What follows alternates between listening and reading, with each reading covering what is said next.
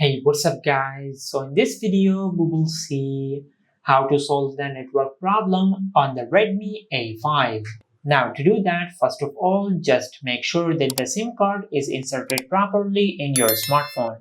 Now to do that, just use the SIM card ejection tool which comes with the smartphone in the box. Or you can use any SIM card ejection tool which you have.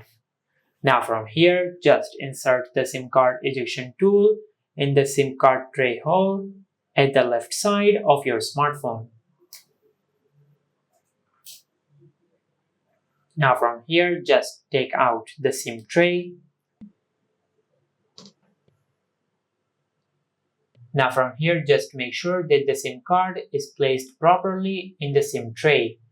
Now also make sure that the SIM card does not have any scratches on it. Now once you have done that, just insert the SIM card tray back into your smartphone. Now once you have done that, just open the Settings app. From here, just tap on Network and Internet. Now just tap on SIMs. Now from here, just tap on the name of your SIM card. Now just scroll down and make sure you enable VoLTE. Now once you do that, just tap on Preferred Network Type. Now if it is on 3G or 2G, just select 4G. Now once you do that, just go back. Now from here, just scroll down and tap on System. Now from here, just scroll down and tap on Reset Options. Now just tap on Reset Mobile Network. From here, just tap on Reset Settings. Now just enter your screen lock password and tap on Reset Settings.